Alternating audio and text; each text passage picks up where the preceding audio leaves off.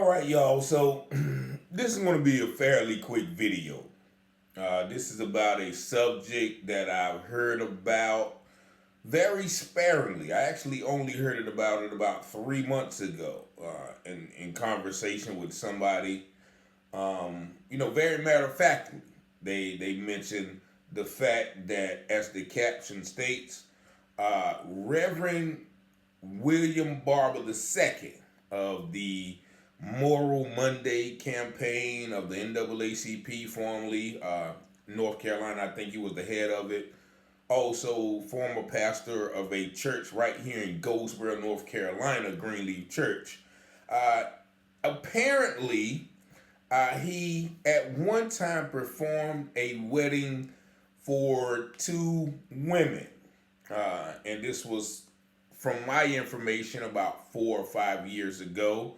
It wasn't very highly, I guess, publicized because I've scoured the internet and I have not been able to find any information on this occurrence, which, considering, we are in the Bible Belt in the South, and a lot of people, once again, think relations between same sex is not only immoral, but also unbiblical.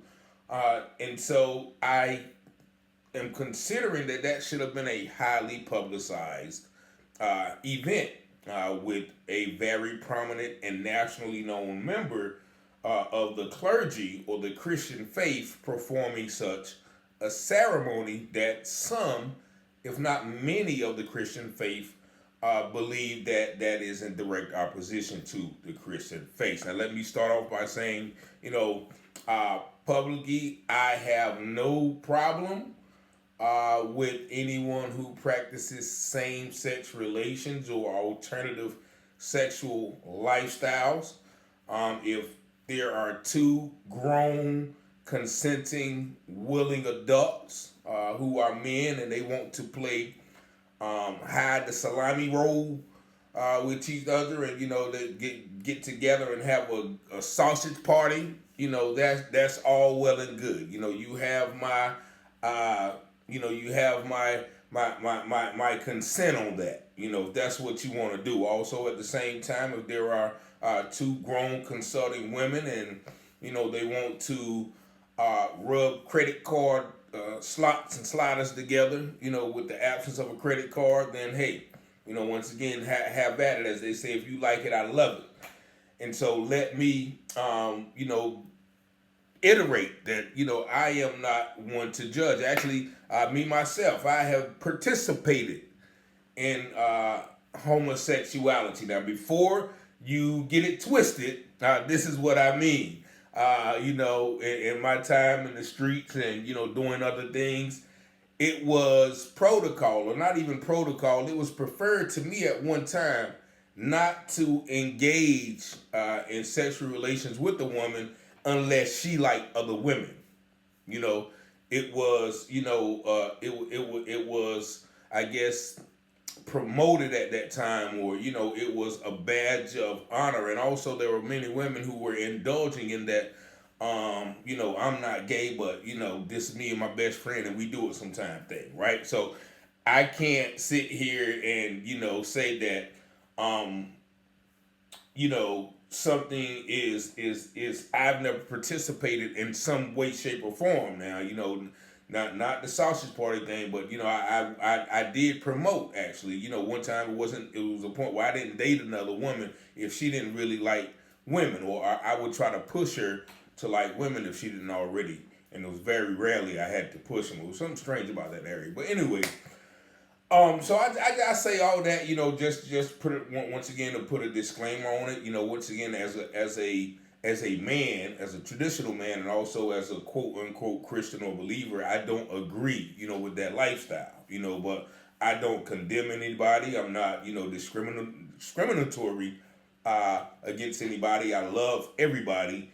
So this is not a video, disparaging that lifestyle. This is a video criticizing or bringing into question the act of a quote unquote minister or believer of the faith.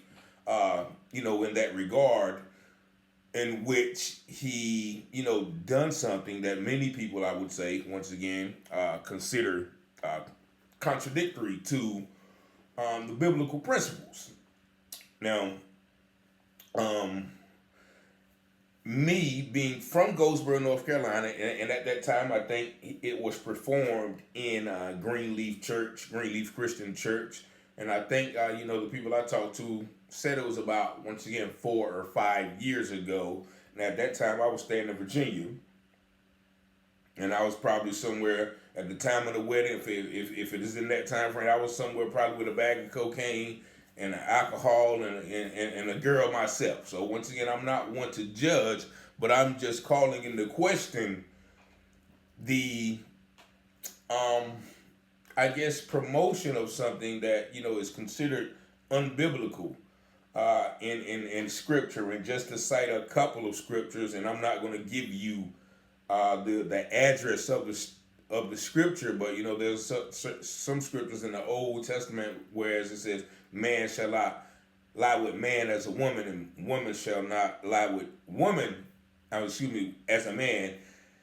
And those who do such must be put to death. And also it talks about in Romans of men leaving the natural use of women and burning in the lust for each other, and women likewise turning away from the natural use of men and burning in the lust for each other.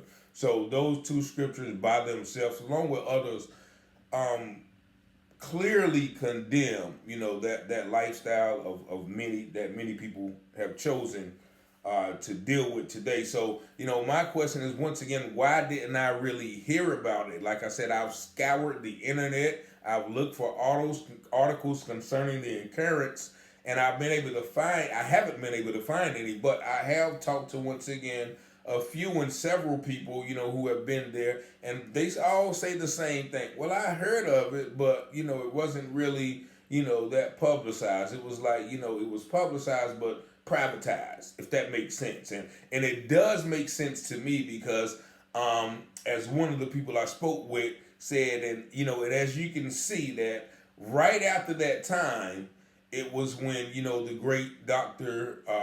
Reverend William Barber began to gain national prominence as far as speaking at certain big events, political events. It's almost like he started gaining more political traction after performing that ceremony.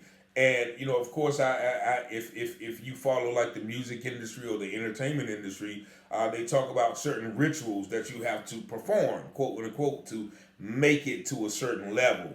And in hindsight, and looking at the timeline of this, this ceremony that was performed by Dr. Barber, and then the gentleman said if you follow the timeline, it was after that event that he began to gain a lot of political clout, for lack of a better word. Now, it's my understanding that since then, he has left the post of the pastor of Greenleaf. I think they have another pastor, and also I think he has left the post of the NAACP head. Now I think now he is the some professor or some teacher at Harvard, or one of the premium Ivy League schools. Once again, he's still doing the work of the people, but it surprises me that I have not really, like, literally I just heard about this 3 months ago. Within that time, and even the people who alerted me about it, they even. I said, well, I want to do a video about that. And like, no, I don't do a video about that. Don't talk about it. And these are people, once again, who are in the community. So my question to the community is, what was the climate, when that thing was performed? What was the acceptance of his church congregation or, his fellow body of ministers or clergy in the area? What was the consensus? And if any of you ministers are here watching this, please chime in, because this is a very influential person.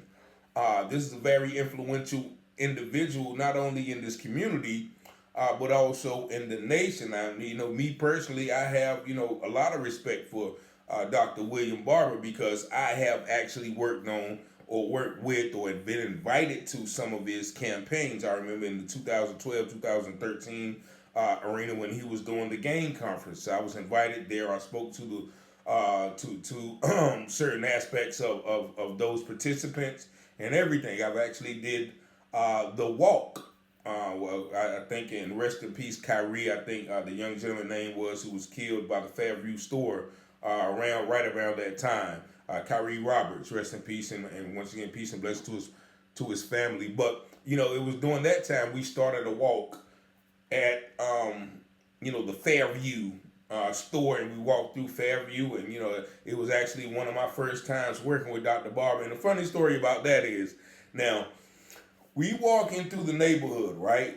Dr. Barber is walking. He has the big flag and the big big symbolic. I forgot what was on that flag, and we're marching behind him. No justice, no peace. No justice, no peace. Justice for Kyrie. Justice for Kyrie. Right, so we get down a couple of blocks, and it might have been 3 blocks. Couple of blocks, I'm hyped because this is something that I'm fighting for, to kind of clean up the community and things of that nature. So I'm fighting, I'm shouting, I'm marching, I'm waving my fist in the air, and I look around, I'm like, well, where'd Dr. Barber go? Now, mind you, we ain't been marching for about 5 minutes now. So I think I looked around, I might have seen him pass by in the car, right? So I'm like, oh man, I'm like, wow, like I thought this was, we going march. So we finished, walking around the neighborhood a couple of times, man. I didn't think nothing of it at the time because, I'm so involved in the movement, right? So then I get home, I think the next day, and the newspaper comes out and it's Dr. Barber, with the big flag and the big, right on the front page with the big banner they were carrying alongside a couple other people.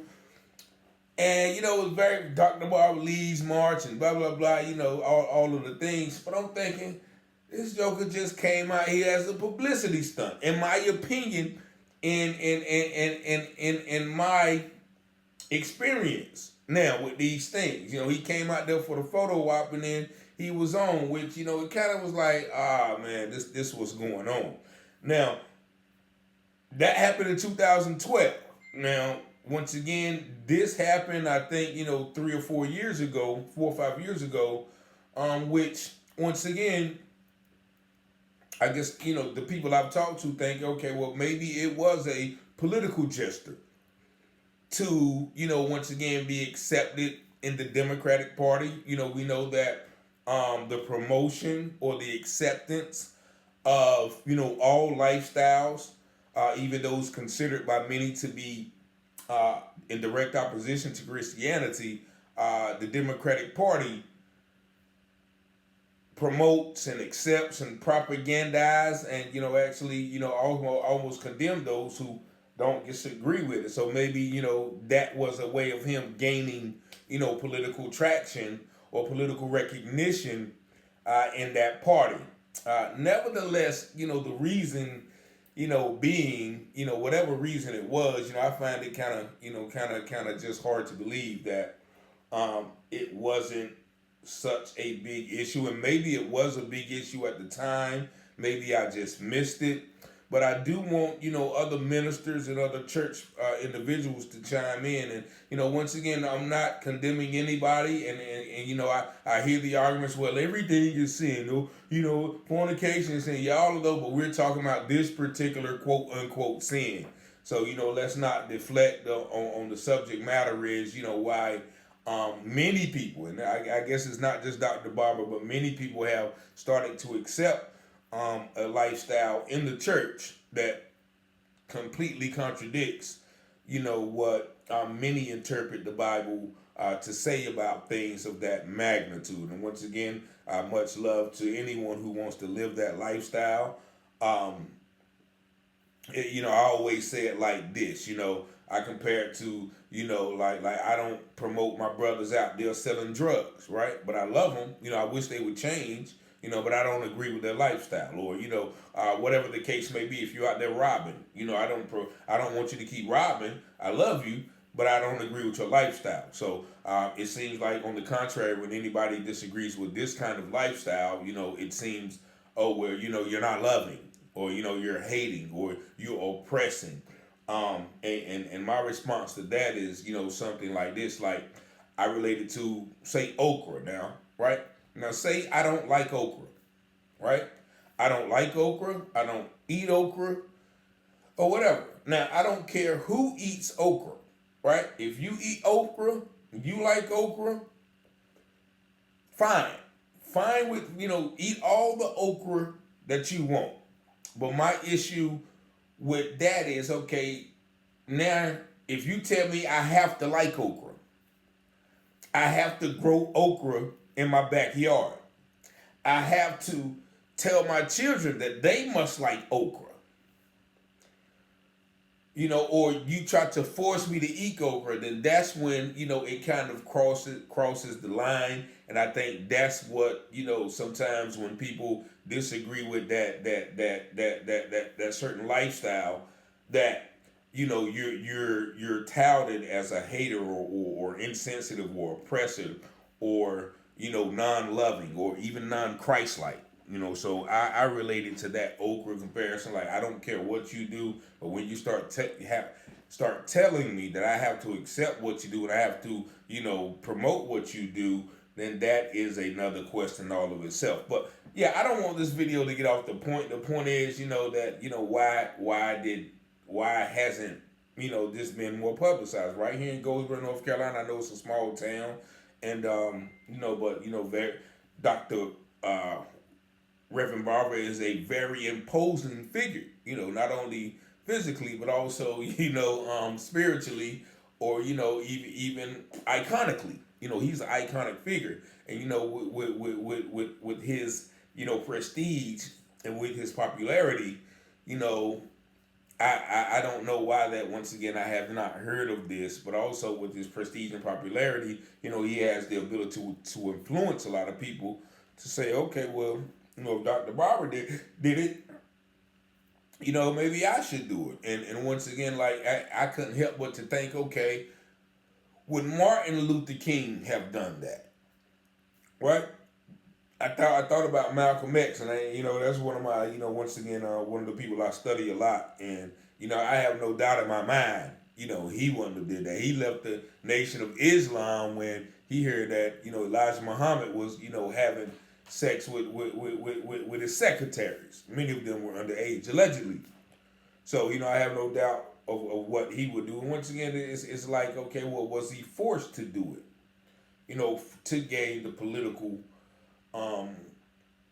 clout that he has now. Was it forced upon him? We don't know. But what I do know is that it was done, and I haven't heard anything about it. Once again, I was not in the area at that time.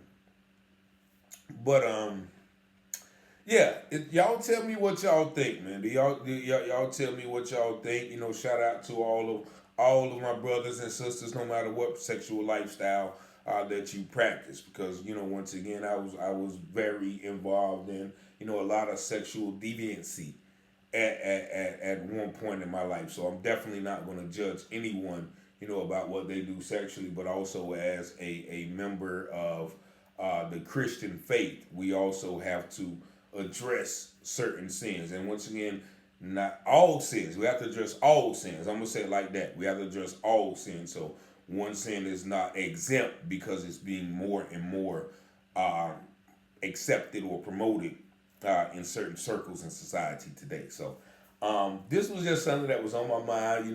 My people told me not to do it. Don't talk about that. But it's almost like if you tell me not to talk about something, I got to talk about it. But it's been burning up in me because I'm like, that's the guy. He was the guy around Goldsboro for a long time. He was doing a lot. Anything Reverend Barber did, it was it was that thing, and I know he a certain number of my my associates and friends have been critical of him for different things as well, and I'm not even being critical, but I'm just maybe being critical of the community of, okay, did we accept this? Did we just turn our head, or did we allow it because of who he was, or was there some outrage that I somehow missed? And of course, like I think I spoke with one member of his congregation, very vaguely, and I think that he wasn't, that kind of split the congregation. May have been a reason why he was removed. I don't know, but nevertheless, we know once again that sometimes when we do things, when we are aspiring for certain positions, we may have to do things or be called upon to do things that go against our faith. Now, what would you do? If they offered you all of this national prestige and all of these accolades and all these positions at Harvard or Duke, if you got to do this real quick. We won't keep it on low, but we gotta know that you go against your the tenets of your faith for a political clout. But y'all tell me what y'all think, man. And shout out once again to everyone in that I've mentioned in the video. Blessings and peace to everyone. But I just want to know the people's thoughts about this particular instance, this particular occurrence, and what did y'all hear about it, or what was the reasoning behind it, or even if Dr. Barber gave a great oratorical, because he is a great speaker, if he gave a great oratorical justification for his actions. Y'all leave me a message in the comments, man. Y'all. Once again, my number is 919-587-7782. If you have any information or questions, or even any corrections about anything that I've said, feel free to call me, Richard Taylor, 919-587-7782. Peace and blessings.